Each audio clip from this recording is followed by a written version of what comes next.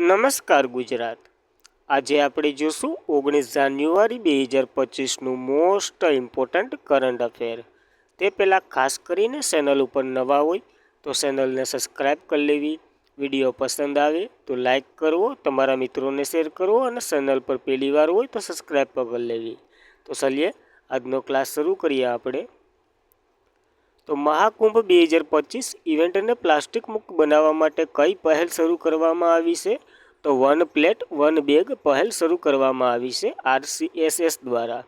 તો મહાકુંભ 2025 જે ઇવેન્ટને પ્લાસ્ટિક મુક્ત બનાવવા માટે, જ્યાં પ્રયાગરાજની ત્રિવેણી સંગમ ખાતે મહાકુંભને પ્લાસ્ટિકના ઉપયોગને દૂર કરવા વન પ્લેટ વન બેગ પહેલ અપનાવી અને એ RSS આગેવાની હેઠળ આ ઝુંબેશ ચલાવવામાં આવી છે, એટલે કે નેતૃત્વ આનું RSS કરશે। અને આ ઝુંબેશ તણાવ અને પ્રોત્સાહન આપવા કાપડની થેલી અને સ્ટીલના વાસણોનું વિતરણ કરવામાં આવ્યું છે આ પહેલ અંતર્ગત। તો ખાસ કરીને આવી એક ઇવેન્ટ થઈ ગઈ મહાકુંભમાં, યાદ રાખવી। ત્યારબાદ મહાકુંભનું અત્યાર સુધીનું બનેલું તમામ કરંટ અફેર જોઈ લઈએ। તો કુંભવાણીની વાત કરીએ તો FM ચેનલ, જે આ ચેનલ 103.5 મેગાહર્ટ્ઝની આવૃત્તિ પ્રસાર થશે। મહાકુંભ વીમો, જે ફોનપે અને ICC લેમાર્ડે શરૂ કર્યો હતો। જ્યારે પ્રયાગરાજના મહાકુંભ મેળાના વિસ્તારને ઉત્તર પ્રદેશે નવો જિલ્લો તરીકે માન્યતા આપી હતી 76મો। જ્યારે યુનેસ્કો 2017માં કુંભને માનવ અમૃત સાંસ્કૃતિક વારસાની ધરોહરમાં દરજ્જો આપ્યો હતો। અને કુંભ મેળો દર 12 વર્ષે ભરાય છે હરિદ્વાર, ઉજ્જૈન, નાસિક અને પ્રયાગરાજ ખાતે। તો આ 4 સ્થળો પણ યાદ રાખવા। હાલનો મેળો પ્રયાગરાજ ખાતે થઈ રહ્યો છે। ત્યારબાદ વન યોજના, એટલે કે વન ઉપરથી આ યોજના છે, તો વન ઉપરની બધી જ યોજનાઓ જોઈ લઈએ જે વન કરેલું હોય એમાં। તો વન ટેપ વન ટ્રી અભિયાન ઉત્તર પ્રદેશની છે। એક પંચાયત એક રમતનું મેદાન યોજના કેરળ સરકારની છે। વન સાયન્ટિસ્ટ વન જે પ્રોડક્ટ પ્રોગ્રામ ICARની છે। જ્યારે એક જિલ્લો એક ઉત્પાદન યોજના પ્રથમ રાજ્ય ઉત્તર પ્રદેશ હતું એમાં। One nation one fertilisation scheme launch October 2022 PM મોદીએ કરી હતી। વન બ્લોક વન પ્રોડક્ટ હરિયાણાની આ યોજના છે। વન નેશન વન ઇલેક્શન લોકસભાના સચિવો માટે આ સંયુક્ત સંસદીય સમિતિની રચના કરી હતી, જેના અધ્યક્ષ તો કે ભાજપના સાંસદ PP ચૌધરીને બનાવ્યા હતા। અને આમાં ઘણા ન્યૂઝ છે। One nation one subscription launch 1 જાન્યુઆરી 2025માં પહેલી વહેલી યોજના હતી। જ્યારે પ્રોડક્ટ ઈશાન વન નેશન વન એક્સપ્રેસ માટે શરૂ કરવામાં આવી હતી, જે પ્રોજેક્ટ ઈશાન અંતર્ગત। તો ખાસ કરીને આ વનની યોજનાઓ પણ યાદ રાખવી। ત્યારબાદ તાજેતરમાં જ ઓમ બિરલા દ્વારા કયા પાસપોર્ટ મોબાઈલ વાન સેવા શરૂ કરવામાં આવી છે? તો કોટા ખાતે આ સેવા શરૂ થઈ છે। તો કોટામાં શરૂ થઈ પાસપોર્ટ મોબાઈલ વાન સેવા, જે પાસપોર્ટ માત્ર શાળા કોલેજને જ બનાવવામાં આવશે। જો કોટાના આપણા લોકસભાના સ્પીકર ઓમ બિરલા અહીંયા ગયા હતા અને ગુરુવારે શ્રીનાથપુરી સ્થિત એક ખાનગી શાળામાં સ્ટુડન્ટ કનેક્ટ પ્રોગ્રામ હેઠળ પાસપોર્ટ મોબાઈલ વેન સેવા શરૂ કરી, જેનો હેતુ તો કે વિદ્યાર્થીને શાળામાં કોલેજમાં જ પાસપોર્ટ બનાવીની સુવિધા મેળવી શકે। અને આ પહેલ દ્વારા શહેરની મુખ્ય શૈક્ષણિક જે સંસ્થાઓ છે એનું રજિસ્ટર કેમ્પનું આયોજન પણ કરવામાં આવશે, જેમાં વિદ્યાર્થીઓને પાસપોર્ટની મહત્ત્વ વિશે જાગૃતતા અને બનાવી શકે પોતાનો પાસવર્ડ। તો બહુ સારી બાબત કહેવાય। ત્યારબાદ તો કે સરકારે યુદ્ધ ભૂમિ પર્યટનને પ્રોત્સાહન આપવા માટે કઈ એપ લોન્ચ કરી છે? તો આ એપનું નામ છે ભારત રણભૂમિ દર્શન નામની એપ લોન્ચ કરી છે આપણા રાજનાથ સિંહે। તો સરકારે યુદ્ધભૂમિ જે પર્યટન છે એને પ્રોત્સાહન આપવા માટે એક એપ લોન્ચ કરી છે। તો આપણા સંરક્ષણ અને પર્યટન મંત્રાલય બંનેએ સાથે મળી અને તેમની સેવાઓને એક પહેલ ભારત રણભૂમિ દર્શન એપ સંરક્ષણ પ્રધાન રાજનાથ સિંહે લોન્ચ કરી, અને આ બુધવારે કર્યું। આર્મી ડેની ઉજવણીના નિમિત્તે જ આને લોન્ચ કરવામાં આવી। આમાં શું હશે તો કે નવી રજૂ કરવામાં આવેલી એપ વેબસાઇટના કારણે નાગરિકોને ટૂંક જ સમયમાં ભારતના સરહદો પર જે યુદ્ધો થયા એ સ્થળની મુલાકાત લઈ શકે આ એપ દ્વારા। તો ખાસ કરીને આવી એક પહેલ છે, જેનો ઉદ્દેશ્ય તો કે 1962, 1971 અને 1999માં જે ભારત પાકિસ્તાનના કારગિલના યુદ્ધ થયા હતા, સંઘર્ષના સ્થાનો, સિયાચીન બેટ કેમ્પ અને તે સ્થળ પર જ્યાં 2022માં ગલવાન ઘાટી અથડામણ થયું હતું વગેરે પ્રવાસી માટે સુલભ હશે, એટલે કે આમાં જઈ શકશે પ્રવાસીઓ। તો ખાસ કરીને પર્યટનને પ્રોત્સાહન આપવા માટેની એપ છે, નામ યાદ રાખવું। ત્યારબાદ આવા જ મોબાઈલના એપ્લિકેશનો જોઈ લઈએ જે 2025માં લોન્ચ થયા હોય અથવા તો એ પહેલાં થોડાક થઈ ગયા હોય। તો રાષ્ટ્રપર્વ વેબસાઇટ અને મોબાઈલ એપ લોન્ચ કરવામાં આવી હતી સંરક્ષણ મંત્રાલયે. જ્યારે ગુજરાત સરકારે ભાષાના અવરોધને દૂર કરવા માટે સ્વર પ્લેટફોર્મ લોન્ચ કર્યું હતું, જેનું નામ તો કે વાણી લેખિત વિશ્લેષણ સંચાલન થાય છે. હવે જેમણે માતૃ મૃત્યુ દર ઘટાડવા માટે સિરજ નામનું મોબાઈલ એપ્લિકેશન લોન્ચ કર્યું હતું પંજાબે. અને કેન્દ્ર સરકારે મિલકતોની હરાજી માટે બેંક નેટ પોર્ટલ શરૂ કર્યું હતું. તો આવા પોર્ટલો અને એપ્લિકેશનો યાદ રાખવા. ત્યારબાદ તાજેતરમાં જ કોને પીએમ મ્યુઝિયમ એન્ડ લાઇબ્રેરી સોસાયટીના અધ્યક્ષ તરીકે પુનઃનિમણૂક કરવામાં આવી છે? તો નૃપેન્દ્ર મિશ્રાની નિમણૂક થઈ છે પુનઃ. તો ખાસ યાદ રાખવું. તો નૃપેન્દ્ર મિશ્રા જે પીએમ મ્યુઝિયમ અને લાઇબ્રેરી સોસાયટીના અધ્યક્ષ તરીકે પુનઃનિયુક્ત થયા. તો આ ક્યાં આવેલું છે? તો કે નવી દિલ્હી ખાતે જ છે. જોઈએ આખો ઇતિહાસ આનો, ક્યાં બન્યું, કયું નામ, ક્યારે ચેન્જ થયું, બધી. તો ભારત સરકારે prime minister museum and library સોસાયટીની એક્ઝિક્યુટિવ કાઉન્સિલ પુનઃ નિમણૂક કરી અને નૃપેન્દ્ર મિશ્રાને સોસાયટીના એક્ઝિક્યુટિવ કાઉન્સિલ અધ્યક્ષ તરીકે નિયુક્ત કર્યા છે. જ્યારે prime minister museum and library સોસાયટીની સ્થાપના ભારત સરકાર દ્વારા 1 એપ્રિલ 1966માં થઈ હતી. ત્યારે તે નહેરુ મેમોરિયલ મ્યુઝિયમ અને લાઇબ્રેરીના સંચાલન માટે કરવામાં આવી હતી, એટલે એનું નામ પણ નહેરુજીના નામ ઉપર હતું. બાદ વડાપ્રધાન મ્યુઝિયમ અને લાઇબ્રેરી તરીકે ઓળખવામાં આવી. 2016માં વડાપ્રધાન નરેન્દ્ર મોદીએ નહેરુ મ્યુઝિયમ અને પુસ્તકાલય ભારતના 15મા વડાપ્રધાનને સમર્પિત, એટલે કે 15મા વડાપ્રધાન છે અને સમર્પિત, અને એનું નામ બદલ્યું વડાપ્રધાન મ્યુઝિયમમાં રૂપાંતર કર્યું. જે 2023માં નહેરુ મેમોરિયલનું નામ બદલી અને પ્રાઇમ મિનિસ્ટર મ્યુઝિયમ અને લાઇબ્રેરી રાખવામાં આવ્યું. તો આખો ઇતિહાસ છે નામ બદલીનો. આ શું કાર્ય કરે? તો કે વડાપ્રધાનના સંગ્રહાલય અને પુસ્તકાલય સોસાયટીના કાર્ય. તો વડાપ્રધાન સંગ્રહાલય અને પુસ્તકાલયનું સંચાલન કરવું સાંસ્કૃતિક મંત્રાલય હેઠળ આવે અને આ નવી દિલ્હીમાં આવેલું છે. તો ખાસ કરીને આ પોઈન્ટો યાદ રાખવા. ત્યારબાદ થોડાક આવા જ મ્યુઝિયમો જોઈ લઈએ. જો કંઈ પણ નવી અપડેટ મળતી હોય ને તો એક લાઇક કરી દેજો. ભારતમાં કયા સંગ્રહાલયને રાજ્યનો તાજ કહેવામાં આવે છે? તો વિક્ટોરિયા મેમોરિયલ હોલ છે કોલકાતામાં એને. અને દેશનું સૌથી મોટું જે મ્યુઝિયમ છે કોલકાતામાં આવેલું છે ભારતીય સંગ્રહાલય અને સૌથી જૂનું પણ છે. જ્યારે ભારતનું પ્રથમ આઉટડોર મ્યુઝિયમ શહીદી પાર્ક એનું ઉદ્ઘાટન થયું હતું નવી દિલ્હીમાં. અને બીજા પ્રશ્ન જોઈએ જે ચર્ચામાં હોય તો દેશનું પ્રથમ કાર્ટોગ્રાફી મ્યુઝિયમનું ઉદ્ઘાટન મસૂરી ઉત્તરાખંડમાં થયું હતું. ભારતનું પ્રથમ ઓપન મ્યુઝિયમ શહીદી પાર્કનું ઉદ્ઘાટન નવી દિલ્હીમાં થયું હતું. આંતરરાષ્ટ્રીય સંગ્રહાલય દિવસ આપણે 18 મીએ ઉજવીએ છીએ અને દેશનું પ્રથમ નેવલ બેવલ મ્યુઝિયમ લખનૌમાં બનાવવામાં આવી રહ્યું છે. જ્યારે ભારતમાં US assembly aerial grants Arunachal Pradesh Siachen જિલ્લામાં પાસી ઘાટી પર એશિયાની બીજી સૌથી મોટી ધ હમ્પ વેરિયલ વોર સેકન્ડનું ઉદ્ઘાટન થયું હતું. અમેરિકા દ્વારા આનું નિર્માણ અથવા તો આ પાર્ટનર તરીકે છે. અને દેશમાં પ્રથમ ડિજિટલ નેશનલ મ્યુઝિયમનો શિલાન્યાસ કરવામાં આવ્યો હતો હૈદરાબાદમાં. વિશ્વનું પ્રથમ હસ્તપ્રત સંગ્રહાલય ખુલ્લું મૂકવામાં આવ્યું હતું તિરુવનંતપુરમમાં. જ્યારે દિલ્હીમાં હુમાયુના મકબરામાં દેશનું પ્રથમ ભૂગર્ભ સંગ્રહાલય બનાવવામાં આવી રહ્યું છે. તો યાદ રાખવા સરસામાં રહેલા મ્યુઝિયમો પણ. ત્યારબાદ પંજાબ નેશનલ બેંકના નવા ચીફ એક્ઝિક્યુટિવ ડિરેક્ટર ઓફિસર મળ્યા છે, એટલે કે એમડી અને સીઓ નવા કોણ મળ્યા છે? તો અશોક ચંદ્રની નિમણૂક થઈ છે આ પદ માટે. તો પંજાબ નેશનલ બેંકના નવા ચીફ એક્ઝિક્યુટિવ ઓફિસર મળ્યા. જે સરકારે પંજાબ નેશનલ બેંકના મેનેજિંગ ડિરેક્ટર અને એમડી તરીકે ઓફિસરની વાત કરીએ તો અશોક ચંદ્રની નિમણૂક કરી. અને આ સાથે જ તો કે ભારતીય બેંકના એમડી અને સીઓ તરીકે વિનોદ કુમારની નિમણૂક કરી. તો આ બંને નિયુક્તિ ખાસ કરીને યાદ રાખવી. પંજાબ નેશનલ બેંકના એમડી અને સીઓ તરીકે અશોક ચંદ્ર, જ્યારે ભારતીય બેંકના એમડી અને સીઓ તરીકે વિનોદ કુમારની નિમણૂક થઈ. તો યાદ રાખવી બંને અપોઇન્ટમેન્ટ. ત્યારબાદ પંજાબ નેશનલ બેંકની વાત કરીએ તો એની રચના 1894માં થઈ હતી. એનું હેડક્વાર્ટર નવી દિલ્હીમાં જ છે. એમડી અને સીઓ અશોક ચંદ્ર છે, જેનો કાર્યકાળ 3 વર્ષ માટે રહેશે. ટેગલાઇન તો કે તમે બેંક કરી શકો છો. તો ખાસ કરીને યાદ રાખવી આ પંજાબ નેશનલ બેંક. ક્ષેત્રમાં જ કોને બીસીસીઆઈના લોકપાલ અને એથ્લેટ ઓફિસર તરીકે નિયુક્ત કરવામાં આવ્યા છે? તો આ નિયુક્તિ માટે અરુણ મિશ્રા જે જસ્ટિસ છે એની નિયુક્ત કરવામાં આવી છે. તો જસ્ટિસ અરુણ મિશ્રા જે બીસીસીઆઈના લોકપાલ અને એથ્લેટ ઓફિસર તરીકે નિયુક્ત કરવામાં આવ્યા. જ્યારે જસ્ટિસ અરુણ મિશ્રાની ગુરુવારે ભારતીય ક્રિકેટ કંટ્રોલ બોર્ડના લોકપાલ અને જે નૈતિક અધિકાર તરીકેની નિમણૂક કરવામાં આવી છે. તો ખાસ કરીને બીસીસીઆઈ ઘણું ચર્ચામાં છે, કારણ કે એના અધ્યક્ષ પણ બદલાઈ ગયા, ઘણું બધું થયું. તો બીસીસીઆઈની વાત કરીએ તો board of control for cricket in ઇન્ડિયાની વાત કરીએ જેની રચના 1928માં થઈ હતી. હેડક્વાર્ટર મુંબઈ ખાતે છે અને સેક્રેટરી દેવજીત સેકિયા છે, જે કાર્યકાળ માટે બનાવ્યા હતા, પછી પરમિનન્ટ પર કરી દીધા. પ્રમુખ તો કે રોજર બિન્ની છે અને પ્રથમ પ્રમુખ તો કે આઈ ગ્રાન્ટ ગૌરવ હતા. તો આ પોઈન્ટ પર નોંધવો.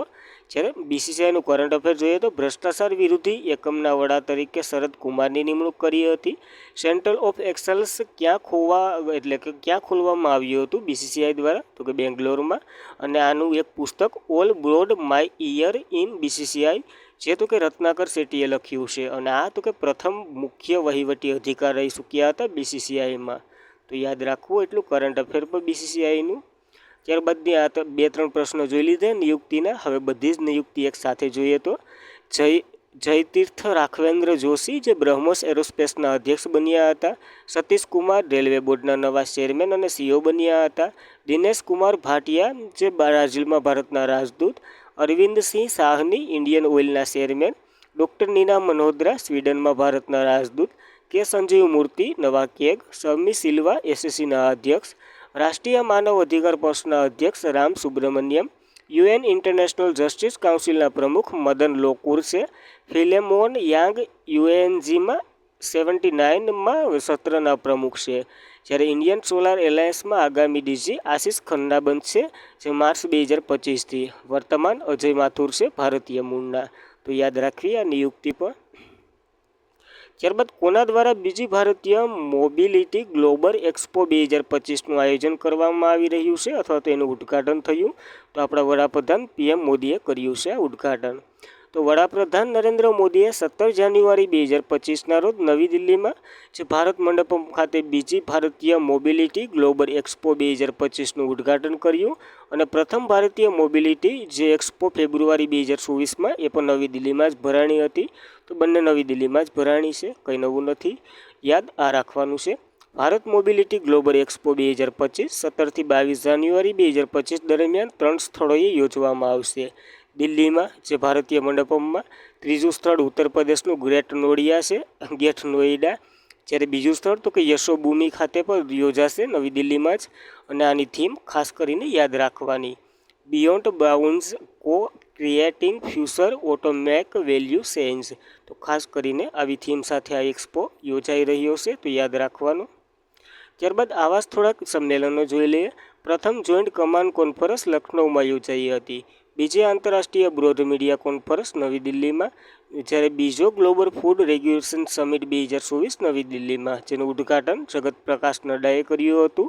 આનું ઓર્ગેનાઇઝેશન FSSAIએ કર્યું હતું. વર્લ્ડ ગ્રીન ઇકોનોમી ફોરમ 2024 દુબઈમાં યોજાઈ હતી. Summit of future New York world food India 2024 યોજાઈ હતી ન્યૂયોર્ક ખાતે.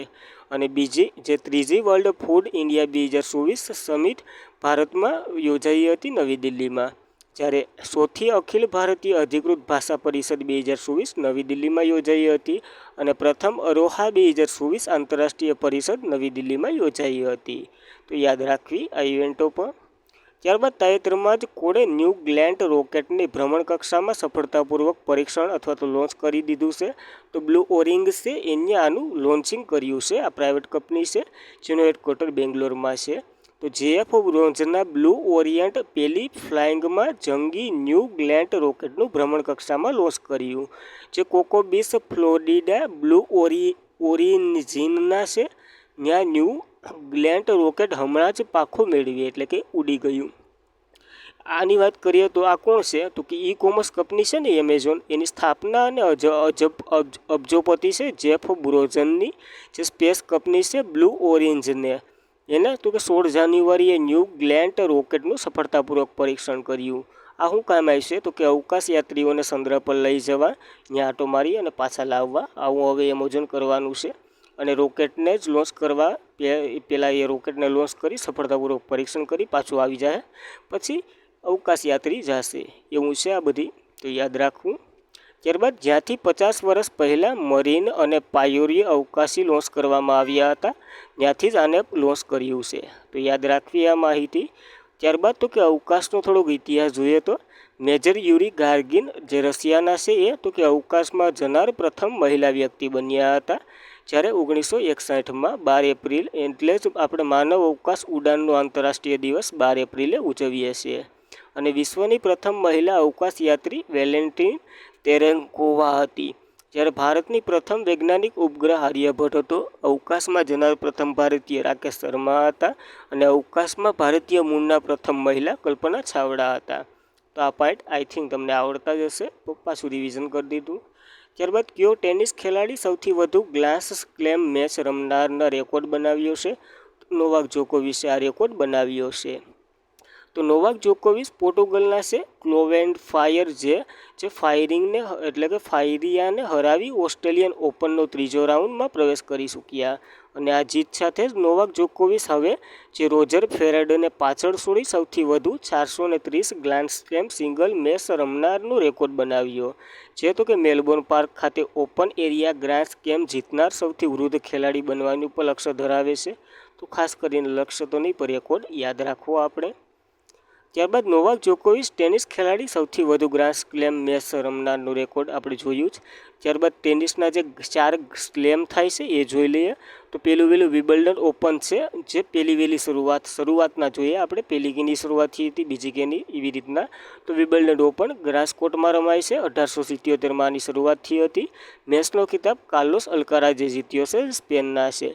વુમનમાં તો કે બાર્બોલ કેઝિકોવે જીત્યો હતો, જે ચેક રિપબ્લિકના હતા. ત્યારબાદ યુએસ ઓપન હાર્ડકોર્ટમાં રમાય છે. આની શરૂઆત 1881માં થઈ હતી, ભારત પહેલી વસ્તી ગણતરી દરમિયાન.